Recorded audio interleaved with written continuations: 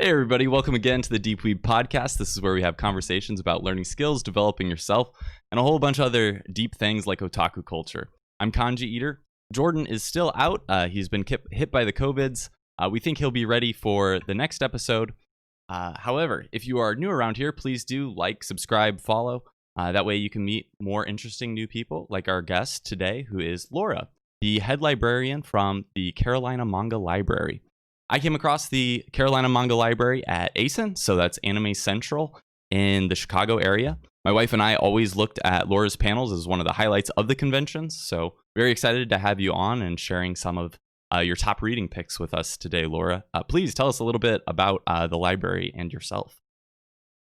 Okay, well, hi Kanji-Hunny. I'm really happy to be here. It's on this rainy, incredibly rainy Sunday morning.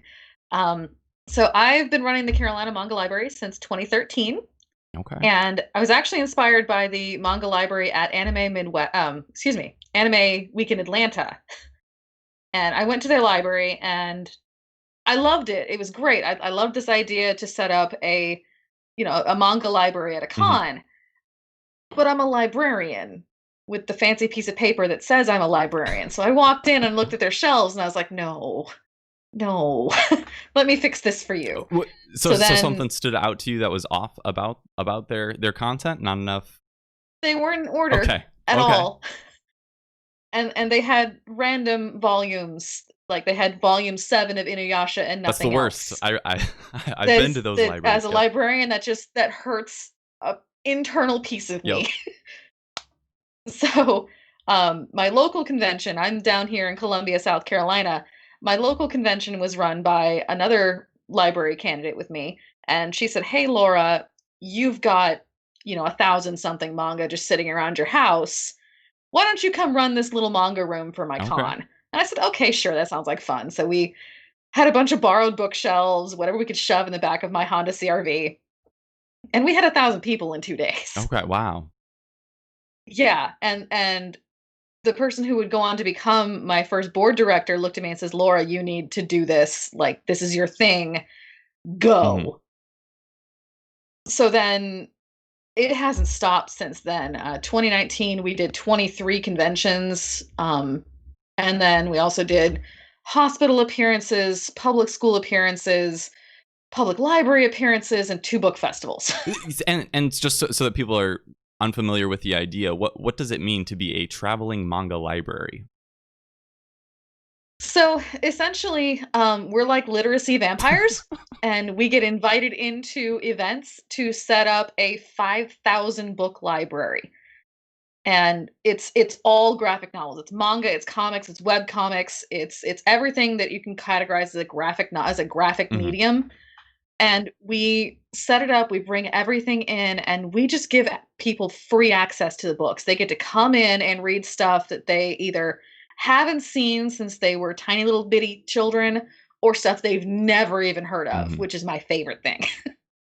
Yeah, that's awesome. So and on top of that, like you're actually traveling around. So about in a year, like how many conventions have you guys been hitting? You mentioned 23 in 2019. You've been doing this since 2013. 2013. Any idea how many you're hitting in a year there? Oh, Lord. On average, we try to do like 15, 16 just plain old conventions in a year. 2019 just about killed me doing 23. I think I forgot what my husband looked like. Yeah, it's because that's what, about every other weekend, if they're on the weekends, essentially? It's just about every other weekend, and we drive everywhere, because you can't ship 5,000 books. Yeah, that would get a little expensive, one would think. Just a little. So we have a massive trailer, and I shove 7 or 8 volunteers into my huge Nissan Armada, and we cross country. It's great. That's awesome. So, so we usually open up by talking a little bit about with our guests about, what goals they have. So specific to you, like what is the macro goal of the Carolina Manga Library? And then maybe lead into what are some goals that you guys are, accomplishing on the way towards this? Our ultimate goal is to start opening up permanent manga libraries, at least 3 throughout the country. One on the East Coast, West Coast, and one somewhere in the middle. And there'll be permanent locations that you can go into at any time. And it'll be kind of like the concept of a manga cafe in Yeah, Japan, yeah, mixed probably with cat yeah. That's what I cafes. was gonna. That was my first question. When do the cats get involved, Laura? The cats get involved immediately if I can help it.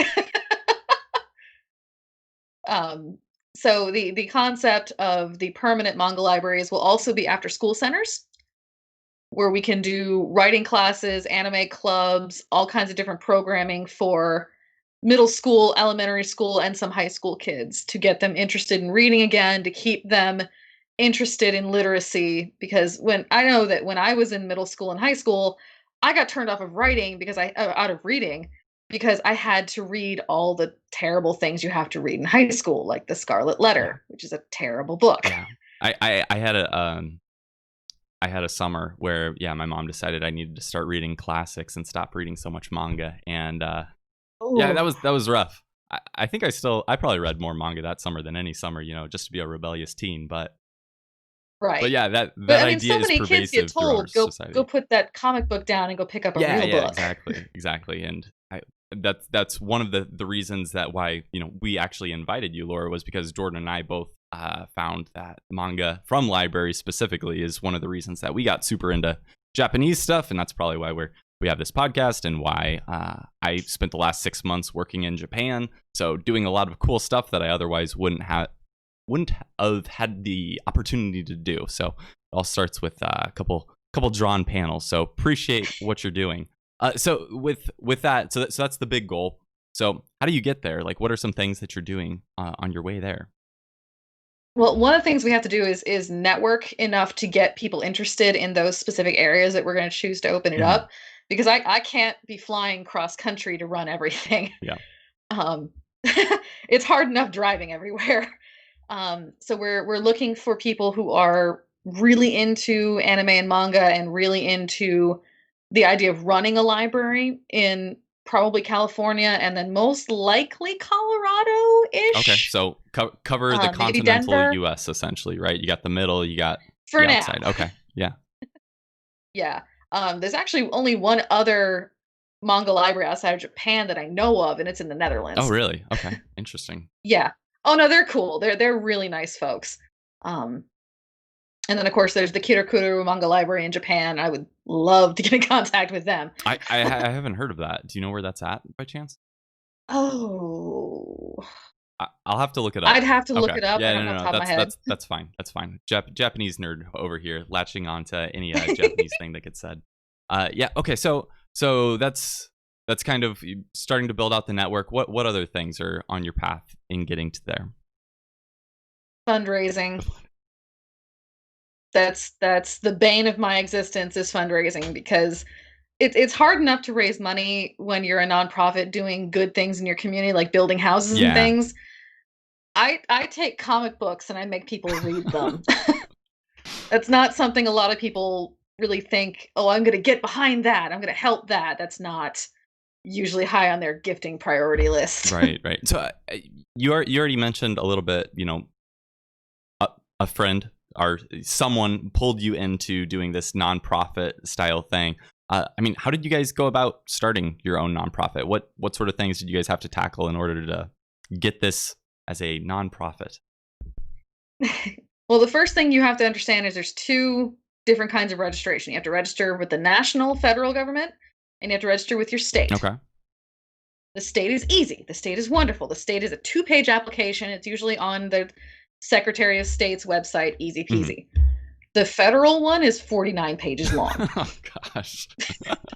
It took me almost a year to actually get the federal paperwork done, certified, looked over by a lawyer. Oh, it was a mess. Interesting. So, and now that you guys are a nonprofit, like, what does that actually mean? What does that get you? What does filling out that 49 pages get you? Well, now we can legally solicit donations. Okay. Um, and we do not pay the organization itself does not pay a federal income tax. Okay. So all the money that we get to keep outside of taxes. But all of the money has to be used only on the organization. So we can't ever like sell stock Hmm. for our company. We can't ever go public or anything like that, or have any actual investors. All we can have are donors. Gotcha. Okay. It's very So interesting. Yeah. nobody makes money off this. Gotcha. Yeah. So everything, all the money you make goes right back into what you're doing, which is helping people get interested in reading again. Which so Mhm. why is that the goal? I know you mentioned like so that people keep reading. What sort of benefits do you see of people caring about literacy? It opens up a whole new world of culture, especially if you're reading stuff from Japan. If you're reading like manga and things, there's a ton of Japanese culture, history, idiosyncrasies that I certainly didn't know about. And of course, it's exaggerated in manga, but what it does is it opens up the Hmm. door. So I read, oh, what was that? What was that book? Darn it!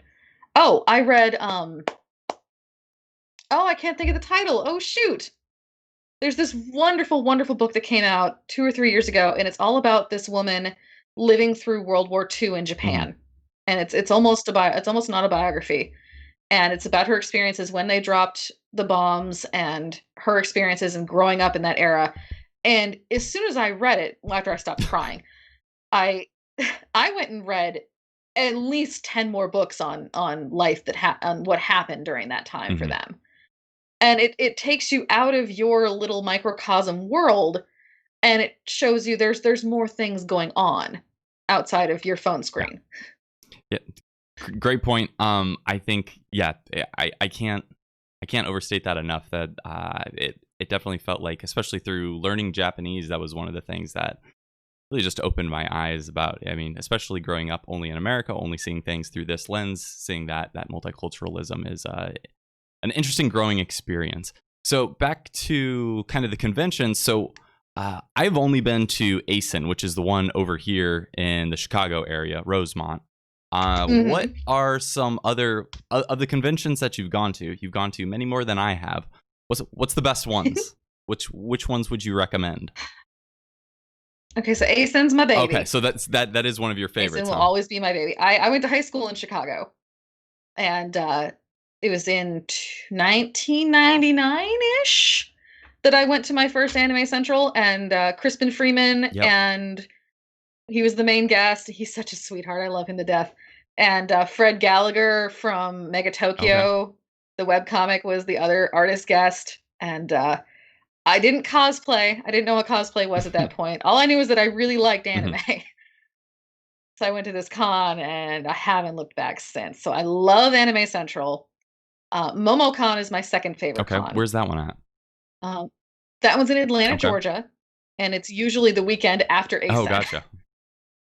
So I drive from Columbia, South Carolina to Chicago, back to Columbia, stay home for 1 day, and then drive to Atlanta for 4 days. Nice. So That's not even the worst trip that I okay. do. Okay. Well, I guess I'll ask. What's the worst trip then?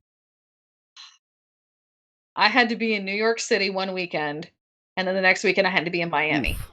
That's was that That 24 that hours was of the driving? worst, at Oof. least, with 8 people in a car after running a con for 4 days in New York City. Wow. So okay. So MomoCon though. What stands out? What's the reason that you're a fan of the MomoCon? MomoCon is great because it's a little bit of everything. It still feels like an anime con, but they've got a lot of other genres in there. They've got a ton of voice actors from different things. Their 24-hour gaming room is, you walk in and it's like gaming Mhm. nirvana. It's amazing. Gotcha. So I guess with that, let's go ahead and jump into our next section, which is where I'm handing it all over to uh, Laura, and we will be running through some of her top picks, some of your recommendations for us. So please take it away. So this is actually a panel that I run at all of my convention. It's called Great Graphic Novels You Should Be Reading. And I actually rewrite it for every single con that I do, because the fun thing about running my library is that there are 5,000 plus books in my library, and we get donations all the time. If you have unused manga that you don't want, send it to me. Jump on my website. I'll add it to my shelves. But I have to read the first volume of every single manga that comes in because you never know when there's a cleverly disguised hentai. It's happened way too many times. The cover looks adorable. The back, the black blurb says it's this cute little love story. You open it up, nope, sex everywhere. So I've read a lot of manga, like a lot. And there's another panel that I do at cons. But if you ever see me at a con, come to my "What the heck did I just read" panel, because that's the one where I get into the what. There's going to be a couple of those in this. So what I've done is I've kind of broken it down into general genres. And I'm going to just give you 2 recommendations of things that I've read. They could be new, they could be old. I'll tell you about them a little bit, why they're so awesome, and then where you can actually read them legally. I am not a Scanlation fan. Ever. All right. I don't care what your excuse is. All right, so we're going to start off with action. And we're going to start off with something a little old school. This is Magic Knight Rayearth. This is by Clamp. If you know anything about manga, you've at least heard of Clamp. They were like the big thing in the early 2000s when the manga boom kind of happened in the US. So Magic Knight Rayearth is a 6-volume series. It's very short. You can read it very easily. There's 2 huge omnibuses you can buy anywhere in the US. And it's about these 3 girls who randomly meet during a school trip from 3 different schools, and they get sucked into a fantasy world where they are told they have to become these magical warriors to save a princess. And that sounds like the most stereotypical, boring fantasy thing you could ever think of. And then you get to the end of book 3, and it punches you in the gut and turns the world upside down, and then the book ends. And then the entire first half of the series just ends. I didn't even know there was a second half. And it ended, and it was worse than Madoka, okay? If you think Madoka gave you feels, Magic Knight Rayearth, the first time I finished reading part 1, I threw the book across the room. I was so angry. And then part 2 goes completely off the rails and brings in spaceships. But it's beautiful, and it's fantastically written. You're going to love everybody. The art, it's Clamp. It's amazing. They have huge eyes, and their hair goes over their eyes, but you can still see their eyes the whole time. It's very 90s. But it's definitely worth the 2 or 3 hours it'll take you to read the entire series. So if you want to click over to the next one for me, and we'll talk about why you don't want to piss off librarians. This is a story about what happens when censorship goes crazy and the libraries say no. So basically, in Japan, in probably about 50 years, they go, in the story, of course, they go super high censorship, and the government takes over everything, and they say they start telling you what you can read and what you can't read. And the libraries, who are, of course, bastions of free speech everywhere, say, oh, no. You can have my books when you pry them from my cold, dead fingers. And they start arming themselves and form a private militia to protect public libraries. This is a romantic comedy. Yeah, it's a rom-com with librarians and guns. I'm gonna tell you the first little bit of how our protagonist meets our hero. She's a high school student, and she's really into this fantasy series, and she really wants to read the new book. So she goes to a bookstore, and she picks up the book, and she's, happy and bubbly and everything, and all of a sudden the big bad government comes in and surrounds the bookstore and says, no, you can't read that. It's going on the censorship list. And she says, no, I'm going to protect this book with my life. And then all of a sudden, off camera, you see the light come from the open doorway, and there's this big, intimidating guy holding out a badge. He says, step away from that child. She gets to read whatever she wants, and she gets so blown away by this armed librarian that she says, okay, I'm going to go be that. It's 15 books of guns and romance and happiness and stupidity and reading. If you can't tell, this is like my favorite series ever. Very cool. So is this one, you said this is 15 volumes. Is this from what, 2000s, 2010s? I think Library Wars is from the late 2000s. No, it's early 2010s. Okay, cool. So I want to say 2010, 2012. You can still get it places. Gotcha. All right. Up next. Oh no. Okay, so I'm a romance junkie. If you cut me, I bleed glitter. So when I say I've read a lot of romances, I think I've read all of them.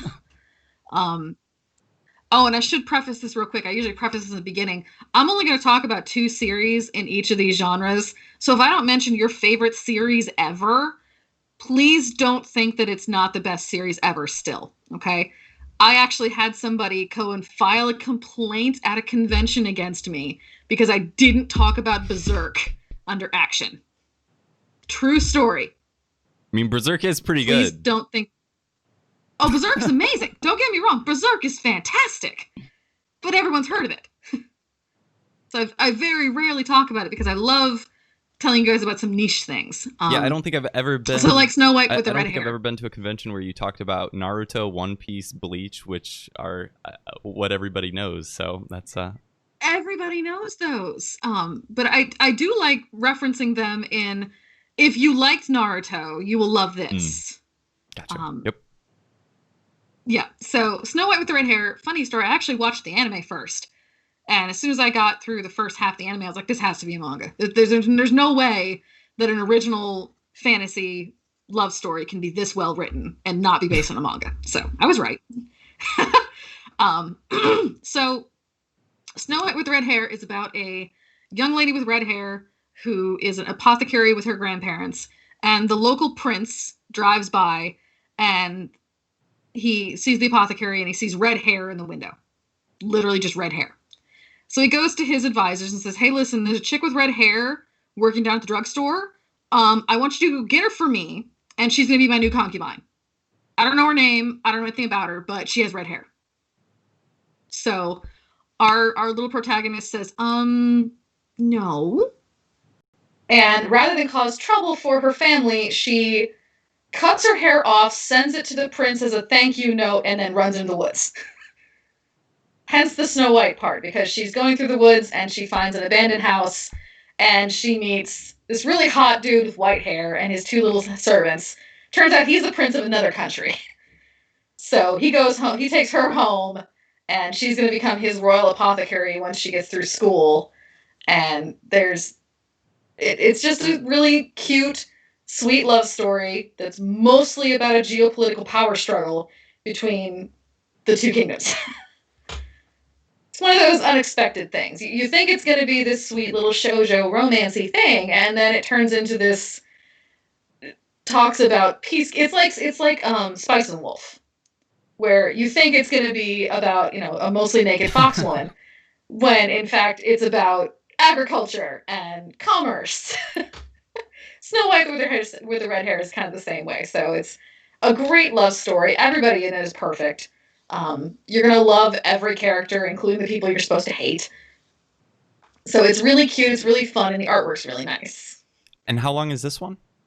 Is this one done? That one is it's still going. Okay, cool.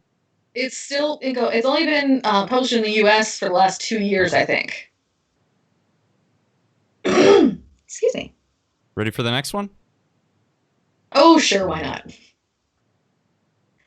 Oh, let's talk about old school. Oh, let's talk about old school. Oh, goody. I just reread this last week, actually.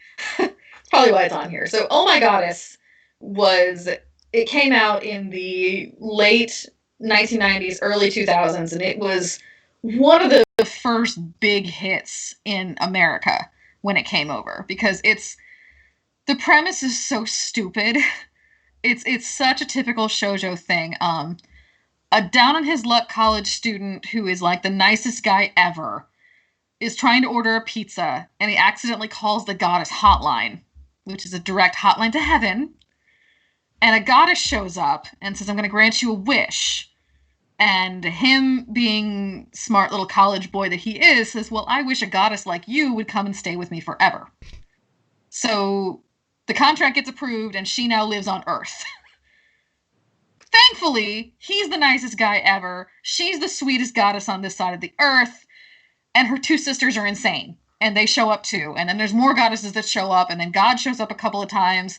And then the the master of hell shows up a couple times, all trying to either get these people to either have sex or break up.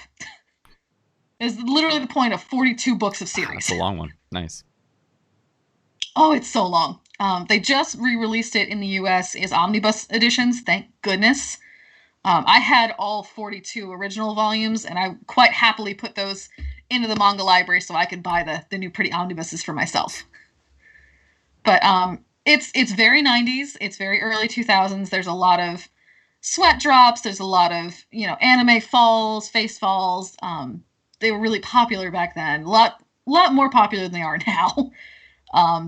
The art style changes drastically from the first couple of books to the last couple.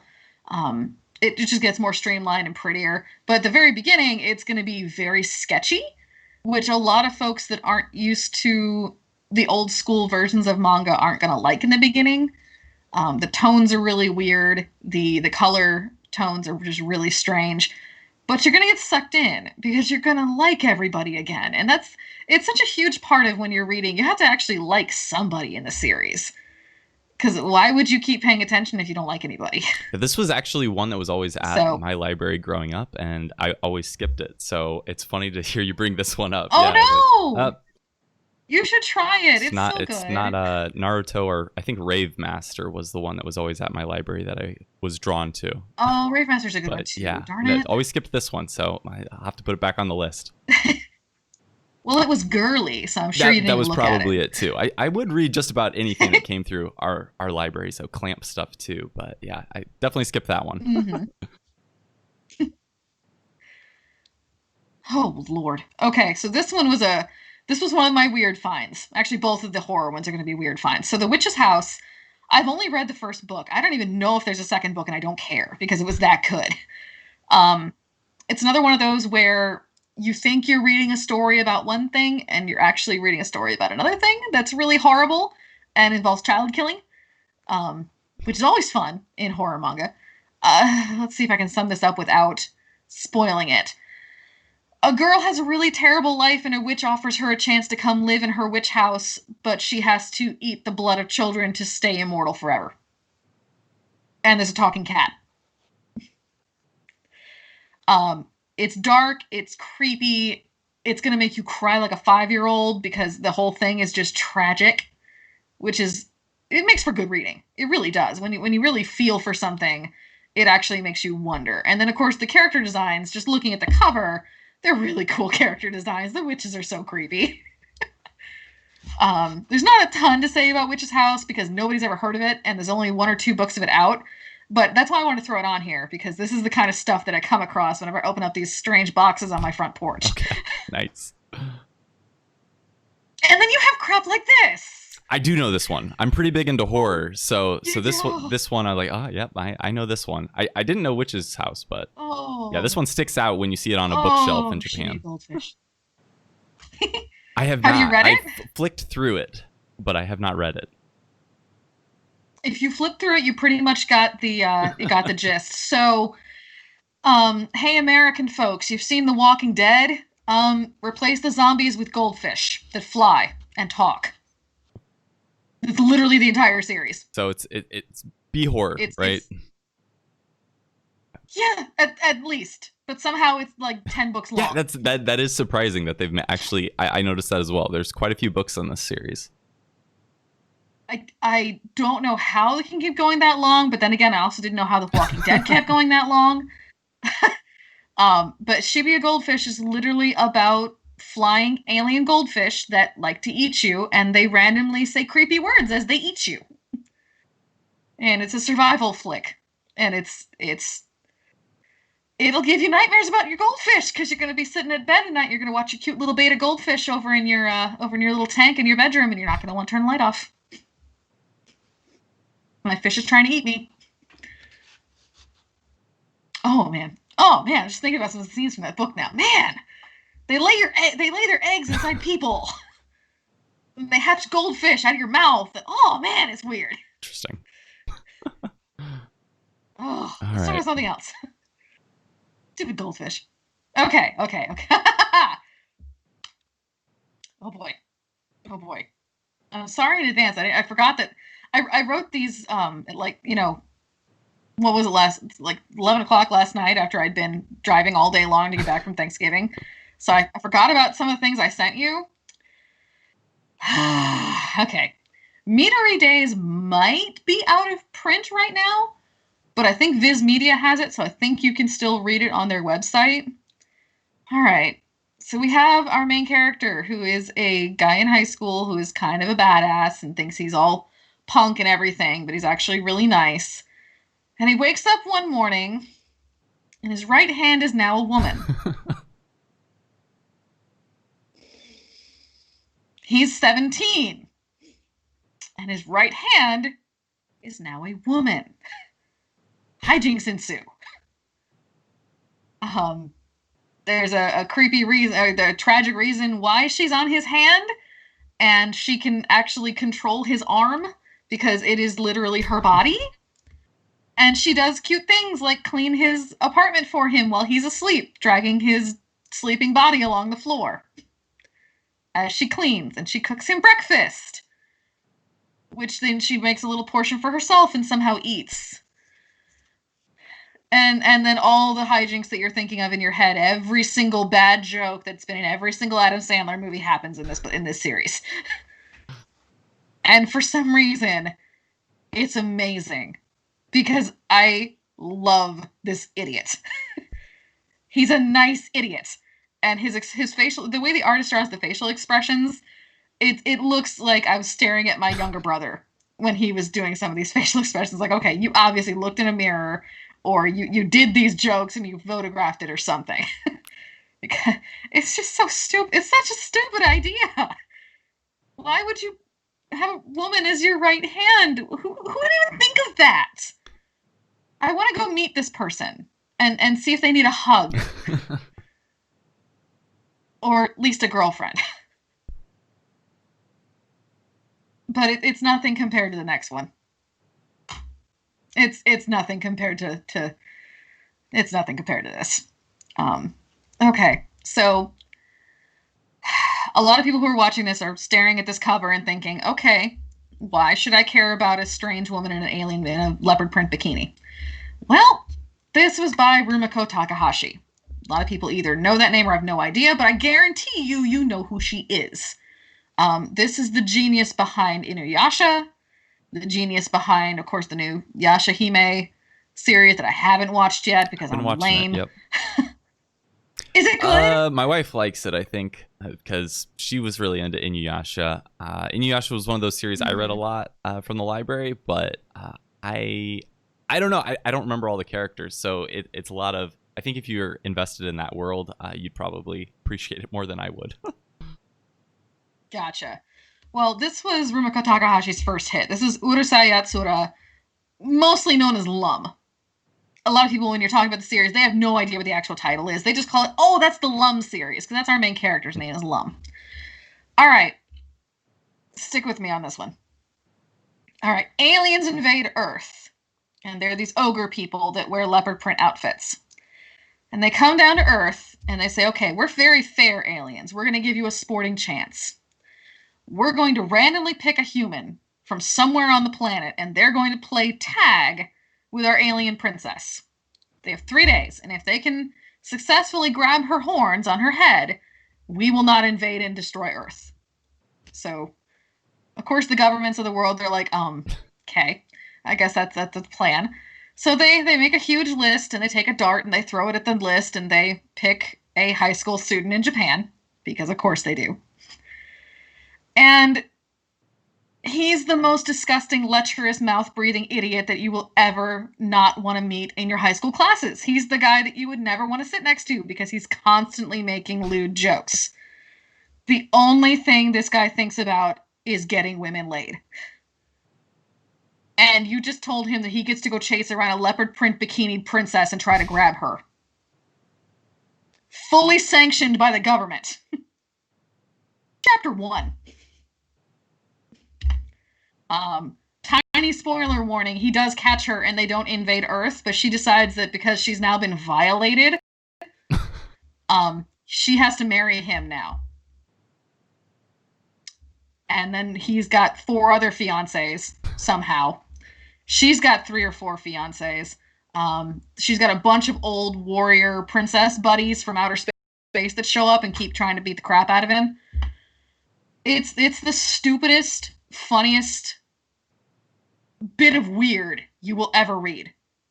If you manage to get through the first book, you will love it forever, and it will be your thing. If you don't manage to get through the first book, I apologize. Send me a letter. I'll send you some vodka. All right. Ready for the next one? Oh, sure. Why not? Right. Oh, this one is brand new. We haven't been able to go to shows at all this year since March. We did 3 shows this year, 3 appearances. Other than that, I've been sitting on my couch and going to do my other regular, what I call my muggle job. So we haven't been able to afford new books like at all this year. So when this one came out, I was like, no, that's it. This is coming out of my pocket. We're having this. Because Revolutionary Girl Utena was a huge part of my life as a growing anime manga nerd in the early 2000s. And a lot of people, even if you haven't watched it, a lot of people at least know about it because it was like the lesbian icon in Japanese fandom for at least a decade before, Yuri actually became like a popular thing. Before we had all those wonderful stories about wonderful lesbian relationships, we had Revolutionary Girl Utena. Now, if you've seen the anime of Utena, you have not read the manga. And that's all I've seen is the clip where things start to get really strange in the anime. So yeah. Oh no. The manga, strangely enough, is much more deeply rooted in reality. There's still the magical elements of it, but it's nowhere near as over the top as the anime was. She never transforms into a washing machine and a race car, I think it is. Something crazy like that. Oh, the race car. That's from the special book at the end. So that is canon. That did happen in the manga. But it's like that's actually from the movie. Okay. And the book that book and the movie are kind of like an Elseworld story, kind of like an AU almost, an alternate universe. So anyway, this book just came out this year. These are new stories about the people in the manga after the manga ends. So as they're growing up to be adults. So you're going through the student council from the original series and what they do now and how they're still caught up in this weird, I want to revolutionize the world kind of thing. I could do an entire panel just on Revolutionary Girl Utena, but I'm not going to because we'll be here for 3 hours and we won't talk about anything else because I love this series so much. If you were a fan of Utena, please go read the manga. They just re-released it in an omnibus form last year, and I don't own it yet. It makes me angry, but I had to have this one. So if you're really into Utena, read this with a grain of salt, maybe a margarita. You'll enjoy it very, very much. If you haven't read or seen Utena, you're going to be completely lost. You're going to have no idea what the heck's going on. But it is very pretty, though. Is this by the same author that did the original? Okay. It is. It's by B. Papas. So it's the same Fantastic folks. name, B. Papas. I know, right? Oh, okay. This was a random find. This was another donation that I got. This is a single standalone graphic novel about a cat who literally jumps to alternate realities through constellations and experiences life in other worlds as a cat. That's literally it. It's a bunch of short stories about this cat interacting with different people and wanting to stay with them, but she can't because she has to leave and go somewhere else. It's trippy. It's beautiful. It's going to make you cry every other chapter. It's just fantastic. Definitely something different. If you're tired of all the high school romances that you're reading, go read Milky Way Galaxy. All right. Oh, goody. Okay, so Silver Spoon, another one of my favorites. I was so so happy this finally got translated over to English because I watched the anime of this and I loved it so hardcore, and I really wanted to read the manga, but I hate scanlations. So I avoided it until it finally got picked up in the US, and now I own every single book of it. This is by the same woman that wrote Full Metal Alchemist. So, I mean, just looking at the cover, you'll see that the main character kind of looks like Ed, mixed with Colonel Mustang, which is great. Okay, Silver Spoon. This is a complete. These two suggestions are going to be completely based in reality. Okay, there's no fantasy, there's no magic in these. This is very much everyday. It's not slice of life because I hate slice of life, but it's reality. Slice of life is boring. I'm sorry, but it is. It's the same 5 stupid characters doing the same 5 stupid activities over and over and over and over again in different high schools. I completely agree with that. I hate it. The only one that I tolerate is K-On! Because it has good music. Yeah, K-On! Was, I think, my first exposure to slice of life, and it was rough. Oh my gosh. Even now, like, I want to go back and watch it again, but it's just, I can't. It's so boring. I just end up skipping to the musical segments. Yeah, I watched recently Eurocamp, which is, I don't know if you've seen that one. I heard about that one. Okay. Oh yeah. That one I could tolerate. I don't know why, but I'm not into camping, but watching these girls do nothing in camp was somehow entertaining. My wife wouldn't watch that one though. She's more into slice of life than I am, but that one was it was apparently too slow even for her, she said. So I don't know. Oh my goodness. Slice of life. Oh, so okay.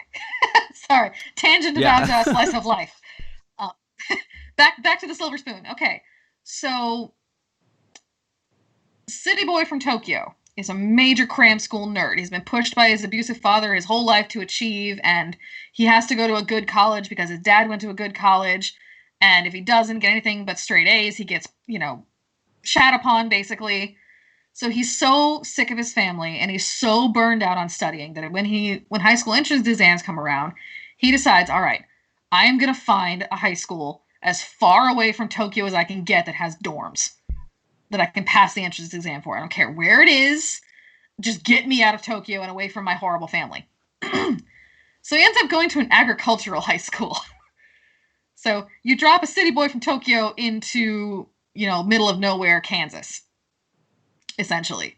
His very first day of classes, he aces all the classes in, like, Japanese and literature and things like that. And then there's classes on, like, animal husbandry, and he has no idea what they're talking about. Because there's all these farm kids, and they've been around farms their whole lives, and he didn't even know that where eggs come out of on a chicken. There's a whole chapter about that. It's great. His very first day of classes, they do practical classes. Their project is to watch over this bunch of piglets that are being raised for slaughter. And he names one. And he tries to raise it himself. And then, of course, it gets killed because it's for meat, and then he buys all the meat to make bacon. And it's just about him kind of growing and coming out of who he thought that he was the whole time. He thought he was going to be just a corporate wage slave who went to a good college, just like, everybody else, like his father. And he finds out that he's actually an incredible idea guy, and he's a great entrepreneur, and he starts all of these projects and these businesses based around agriculture, bringing his perspective of business against all of his classmates' experiences as the folks that actually produce the things that we eat and drink all the time. It's a fascinating little dichotomy. It's hilarious. There's a cute little romance thrown in, and the best part about it is they don't kind of sugarcoat it. They don't sugarcoat it at all. You see an animal get decapitated. You see a chicken get its head cut off. There's a character whose family has a milk farm, and the farm goes bankrupt after a bad year, and his friend loses his farm and has to drop out of school and go get a job. And it's such a different look and different setting from most things that I've read, because I haven't read anything like Silver Spoon. And this one is... And of course, it's still coming out, I believe, or at least it's on hiatus, is what I had heard. It just finished. Oh, really? It was on hiatus forever. They finally put out the last chapters in Japan late last year, I think. And they're publishing it in the United States And I think they're up to like the second to last or third to last book. Yeah, because I think right now she's working on, I forget the exact name of it, The War of Arslan or something like that, which is The Heroic Tale of yes, Arslan. yeah. Which is Oh, is really it? good So one. I've been He's holding so off good. on that one because I actually was hoping to read, like, that one's based on light novels, so I wanted to read those first and then Yes. appreciate the manga later. But yeah, that's Yep. definitely one on my go-to because yeah, Full Metal Alchemist is top tier. Oh, it's so good. Space Brothers. Okay, this one's fun. This one does not have physical copies in the United States. You can only read it with their simulcast. So you can read it on Crunchyroll. Thank God for Crunchyroll. All right, in the semi-near future, maybe 2067, there are two brothers who grow up together and they want to be astronauts when they're kids. And they grow up, and the younger brother actually goes off and becomes an astronaut, whereas the older brother becomes an engineer and he designs cars, which is really cool. So the younger brother turns out he's going to be the first Japanese person to step on the moon. And it's a huge deal. He's like a national hero in Japan, and everybody knows who he is. And the older brother is sitting at work one day, and his boss, who is an absolute horrible person, starts making fun of the younger brother, saying, we shouldn't be idolizing this kid who can't do anything, and he's awful, it's a waste of money. So the older brother walks over and headbutts his boss. And of course, immediately gets fired. And then the boss, who is a petty asshole, goes and blacklists him from the automotive industry in Japan. And so the guy cannot get a new job because he defended his little brother. So the little brother hears about it and he says, okay, I'm going to help my brother. I'm going to go ahead and apply him to the Japanese space program. I'm just going to go and put his application in for him under his name, and he's going to become an astronaut with me. And it's 300 plus chapters of the older brother going through the space program and learning how to be an astronaut. And then the brother goes to the moon, and there's a huge tragedy accident, and it's slow paced. The anime airs at night, so it's definitely aimed towards adults and older readers because there's nothing fantastic about this. Okay, there's nothing actiony, bang bang bang bang. It's all slow burn.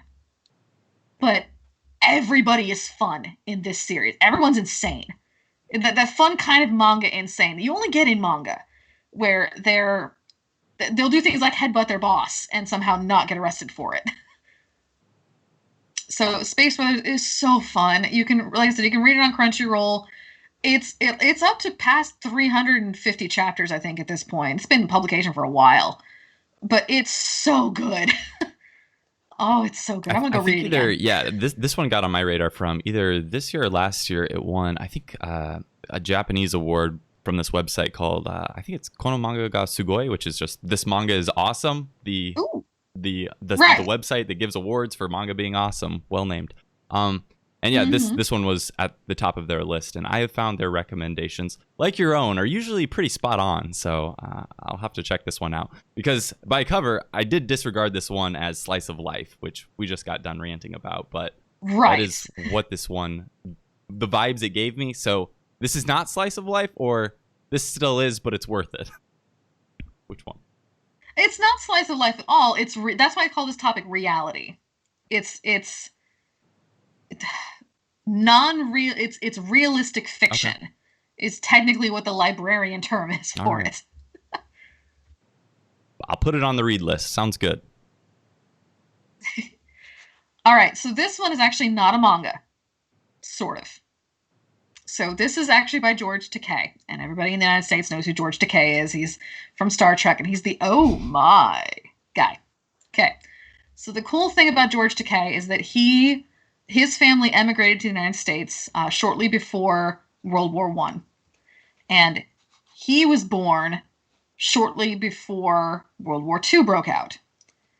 And because he's of Japanese origin, during World War II, they took George Takei and his family and they put them in a concentration camp in the United States. They put them in a camp, and they locked them away because they were Japanese. And this is his story. This is his recollection of what that was like growing up in the United States, this place that we idealize because we're idiots. This is a book that I think everybody should read. Every single American I have ever met, I have shoved this book in their face and said, "You need to read this because you need to understand that this happened." Okay, it's the same thing like with the book we were talking about earlier, which I sneaky looked up on my phone because I was mad because I couldn't remember the title. The story I was talking about with the woman who grew up during World War II in Hiroshima is called "In This Corner of the World." Okay, so they call this enemy. I think it's won every single American award it can right now. It was on the New York bestseller list. It's just incredibly popular, and of course it got popular because it's George Takei, and he's a social media celebrity icon here in the United States. But that's not. It doesn't matter that it's about him. It matters that it happened, and that it kind of laid the groundwork for a lot of the same problems that we have in the United States now with racial inequality and assumptions and classism and bias. So it's only one book long. It'll take you probably 30-40 minutes to read it. Read it. It's important. Yeah, graphic novels lately haven't been on my radar just because I've been so deeply focused in manga. But it's always nice to hear some more. It's one of those things that maybe when the actual learning of Japanese goes back onto some sort of, rather than being my like full-time focus being something on the back burner, I can go and pick up some more graphic novels. It is also interesting. I will say this topic. I had no idea about what you were talking about until I went to San Jose in California. They actually have a museum dedicated to this and like talking about like what happened there. And yeah, concentration camps in the U.S. A weird thing that actually happened. Yeah. I didn't hear about that in school. And a lot of people don't know about it. Interesting. Because they don't teach it in high school. Oh, God. Okay. Completely shifting gears. All right. Most people who are into manga know who Tezuka is. He's like the granddaddy of science fiction. He wrote Astro Boy. He's kind of the be-all, end-all of all the good, wonderful spaceships that we love. And then he wrote a book about a baby unicorn. Yeah, he wrote a book about a baby unicorn named Unico, who is so sweet and so special and so adorable that everyone who looks at him loves him.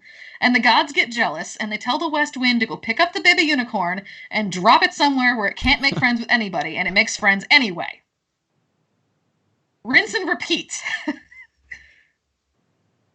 That's the entire book. It's just a bunch of short stories about a baby unicorn who goes and makes friends when it's not supposed to. I don't know that I've ever actually read a Tezuka series all the way through, but he has a ton, and every mangaka, like person that's writing manga, like looks up to him. They also have like a museum dedicated to him over in Hyogo Prefecture in Japan, where I was living for a little bit, and I gotta say it was pretty incredible. The best one that I've been he wrote Dororo as well. I don't know. Have you seen? He did. Have you read or watched that one?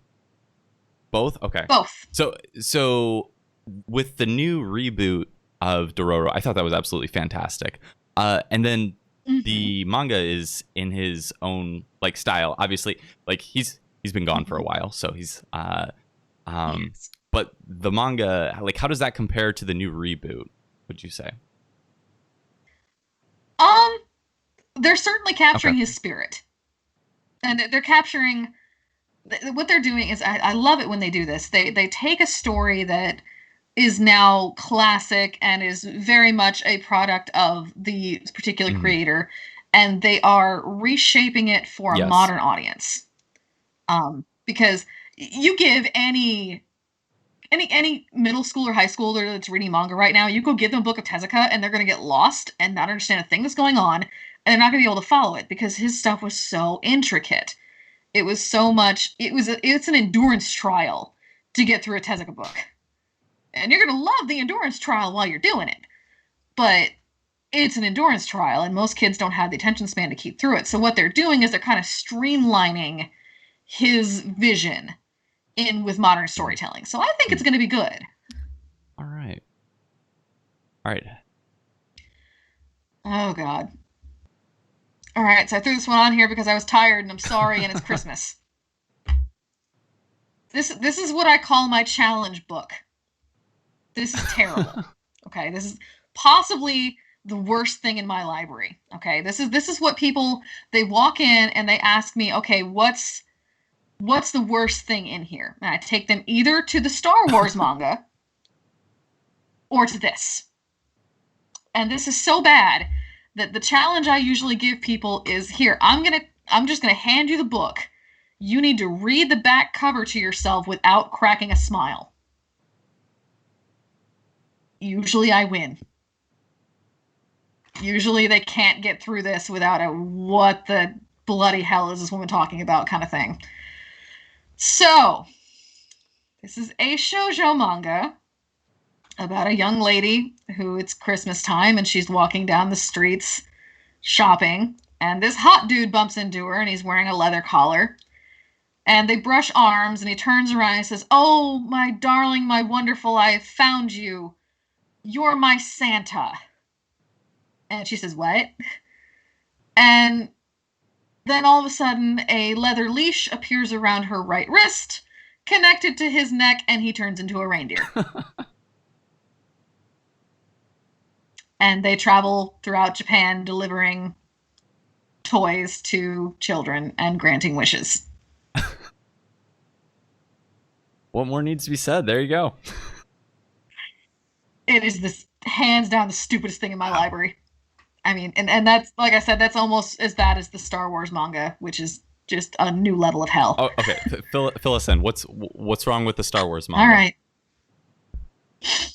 The Star Wars manga retells the original trilogy, with really, really, really bad 1990s shoujo art. Okay. So Princess Leia has like big anime lips, like the really puffy ones. Han Solo has bishy hair. And Chewbacca has curly, super hot abs hair. And Princess Leia sounds like a valley girl. She says "like" a lot. All right, so anything else on Sweet Rain? It's Christmas. Go read it if you want some marshmallow fluff on your hot chocolate. Nice. Or if you just want to hurt your brain for a little while. All right, so I think that was all of them, right? That's all of them for this one. Okay, so our last part of the show, we usually go to content recommendations, and that is what we've spent our whole show doing. I'm curious. I think you actually already hit on it, but this is what I was going to ask: is what are some awful things that you have read lately? Well, of course, there's the Star Wars manga. Let's see, what did I not like recently? So while you're thinking of that, I do have so what I've been reading that I've actually been enjoying, so not awful. Golden Kamui. Have you read or seen this one?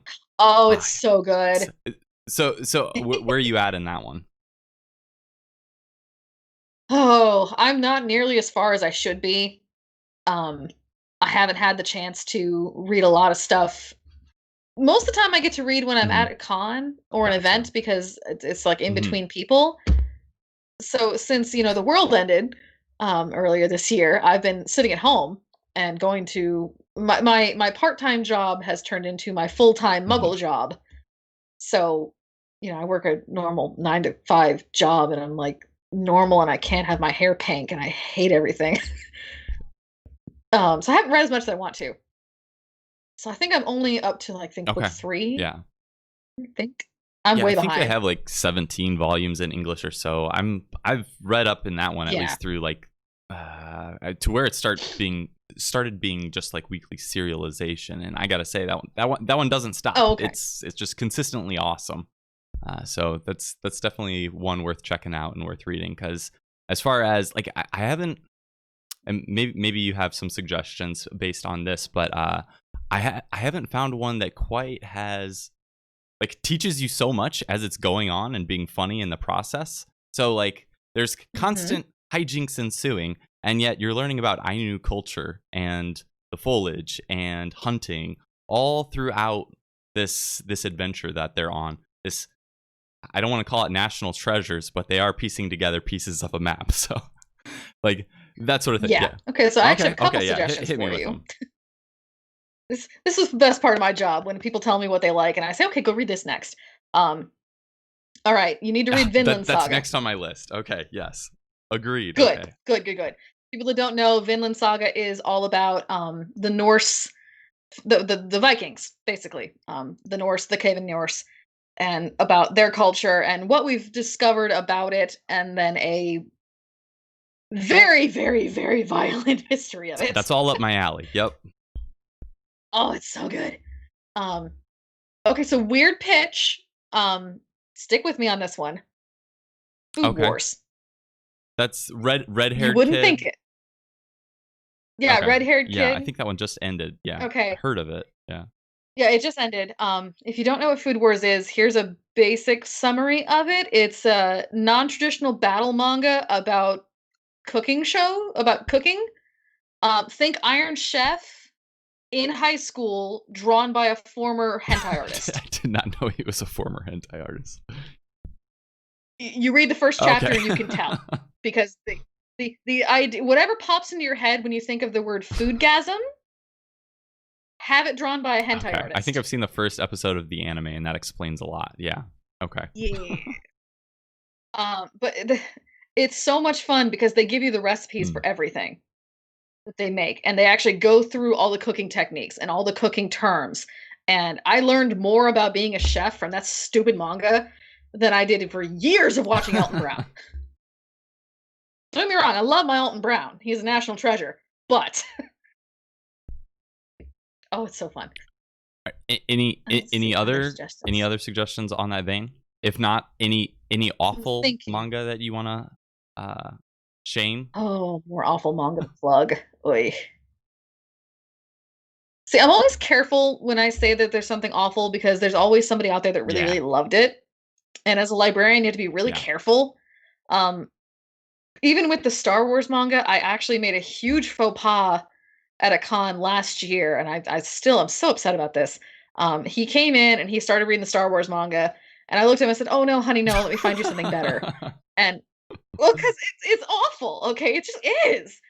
But his girlfriend came back the next day and she said, "Listen, you really hurt his feelings. Like this is the only thing he wanted to read in your whole library, and you made fun of it." Okay. So I was like, "Oh." All right. So maybe no shaming today. We'll leave it at the Star Wars. Oh, we're not. Oh, I mean, I shamed some things while I was in. I mean, I shamed Sweet Rain, and I'm always going to shame Sweet Rain. I don't care what anybody says. Fair enough. But some things I read that weren't what I say. They weren't my cup of oolong. I'm not a sports manga type of girl. So I'm gonna get so many bad likes for this, but I didn't like My Hero Academia. Yeah, that's not even a sports one. That's just a X-Men ripoff. Yeah, I agree with you. I agree with you. I know. As soon as they dive into a tournament, and that's like, yeah. I don't know that I need to say more. I mean, it's your typical shonen, right? Like a boy needs to fight to get stronger, and exactly. I mean, there are some good shonens out there. Magi. I loved Magi for some reason. Or Reddit. Oh, that's the one about it's Alibaba and the lamp and the genie. I know what you're talking about. Yep. Yeah. It's typical shonen. It's got the same stupid wide-eyed protagonist, and you're gonna love everybody and you're gonna hate everybody, and it goes on forever. But it's so good. Along that vein, I haven't been reading a lot of shonen lately, but Chainsaw Man is what people keep talking about. Have you read that one? Okay, that one's definitely picking up some steam, and that one gets published to Shonen Jump. Has a little bit more seinen vibes to it, so like adult-ish, horror-ish. But that one's one to look out for. I'm like 4 volumes in. It didn't blow my mind yet, but I've been told keep reading because it keeps getting more twisted, and that's why I read manga. So, well, there you go. All right, so with that, I think that's all of the content recommendations I had for today. So where can people find you online, Laura? So the Manga Library has, of course, we have our website, just carolinamangalibrary.com. We're based in South Carolina, but we have a lot of volunteers from North Carolina, so that's why it's just Carolina. Um, we're on Twitter, we're on Facebook, we're on Instagram. We will soon to possibly be on some sort of maybe kind of podcast thing, possibly in January-ish, that I'm not really supposed to talk about yet. Um, but anywhere I'm on most of the time talking about different recommendations, new things that I've been working on. My latest obsession has been glitter jars because jars full of glitter, because why not? All right, very very cool. So we'll leave some links to in the show description to those things. I am always as KanjiEater, one word, everywhere. People can find me there. Look me up. This will get published to YouTube, so that's where a lot of people will be seeing this. And so, in closing, the last piece is a question we ask all of our guests. What's one piece of advice you'd give somebody on the path to learning new skills, Laura? So, if you're going to take your passion and you're going to turn it into an honest to God business, the thing you have to understand is that your business, your passion business, is going to become your life. And if you are not prepared for it to become your life, you are not ready. And being your life is basically going to be anytime you're not doing your job that actually makes money and pays your bills, you are going to be working on your passion company. I worked with the Manga Library for 5 years before I finally was able to. I got to do it full time for 2 years, and now COVID happened, and I had to go get a regular job again. But it's a lot of long nights. It's a lot of canceling plans with friends because you've got to work on this new piece. You've got to launch this new product on the website. You've got to finish this ad, this blog, whatever. It's if you're not mentally prepared to give everything you have into something, just keep it as your hobby, do it on the side. And there's nothing wrong with that. It can be whatever you need it to be, but just be aware that it will be your life, whether you like it or not. You know, I was saying, like, let's wrap up the show here and on that, but I meant to bring this up sooner. What has the impact of COVID been on something that relies on being in person, such as a manga library? We've completely Okay. shut down. Of course, you cannot Mhm. travel right now. It's not safe. You certainly can't bring in thousands of people and crowd them into a room and shove books in their faces. So it's been a hard year. We've actually been we haven't gone bankrupt. Um, but it's been a near thing. I've been pouring a lot of my personal money into the library. We've been doing some fundraising. Actually, we're doing a fundraiser right now because Giving Tuesday is actually this coming Tuesday, and that is the day in the United States where after Black Friday, after Cyber Monday, that's when people go and donate money to nonprofits to give back to their communities after spending all the money on themselves. So it's Giving Tuesday. We're running our fundraiser through Facebook. You can just donate straight through Facebook, and because the way we set it up, the money goes straight to the Manga Library. It doesn't go through a third party. It doesn't go to me, anything like that. It goes straight into the Manga Library's bank account. And the only things that we are spending money on right now are literally paying for our vehicle, just to pay the car payment on the vehicles that we use to drive around. Storage for the Manga Library because it's actually in a storage unit in South Carolina right now. And to pay our legal fees for every year, every month. So it's a really easy fundraiser. We're trying to raise $1,000, and hopefully by 3 months from now, maybe we'll have some events again, and maybe we can go in. I don't know. I'm hoping so. Have you guys done any events this year?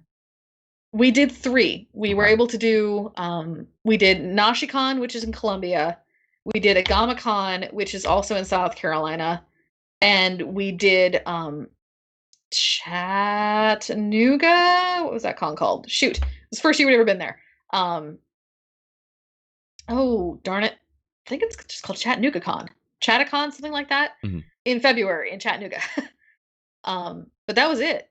We were supposed to be at ASEN. We were supposed to be at MomoCon. We were supposed to be at Anime Midwest. Mhm. And of course, everything's gone. Everything's gone, and nobody knows when it's coming back. Yeah. Um, Have there been any digital avenues? I mean, obviously the Deep Weeb podcast, but have there been any other avenues digitally that you guys have been able to explore? I know that's kind of awkward being a it's primarily pretty physical, but awkward.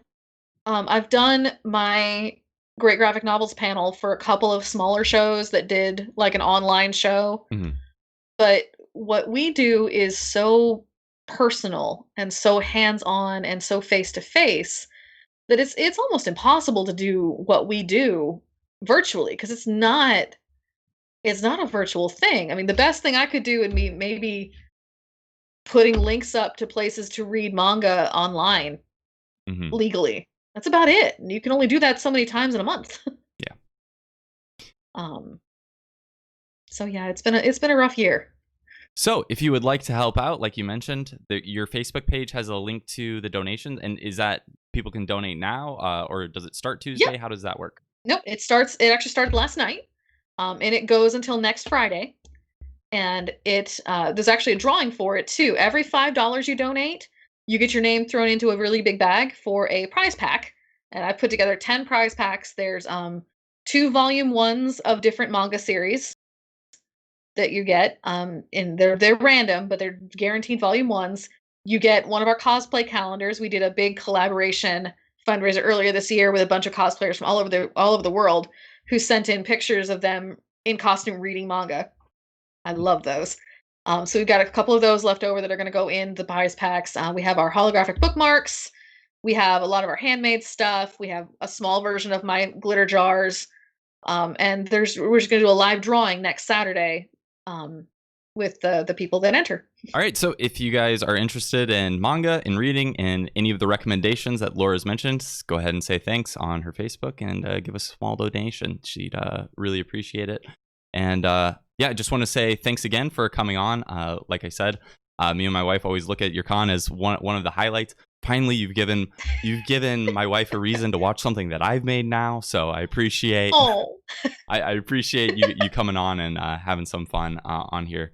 I know Jordan's kind of bummed that he got to miss this one. So oh, have a great rest of your holidays, people out there. Stay safe with the COVID thing, because like we said, that's what hit old Jordan. So hopefully he'll be back soon. poor So Jordan. yes, thanks again. We'll wrap it up there.